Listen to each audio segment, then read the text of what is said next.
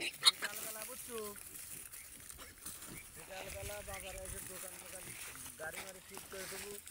আগাম 10 সময় চলে আসবো, আইসে তুই 10টার মধ্যে বাড়ি পাওয়া পাবো। 10টা 11টার মধ্যে বুঝছিস, তাহলে আর তোরও কামের ক্ষতি হইলো না। সকাল সকালে আসে ভোরবেলা ওখান থেকে আগাম 10 সময় রান্না দিয়ে তোরা আমরা রয়েছে যে ভিতরে রয়েছি বুঝছো,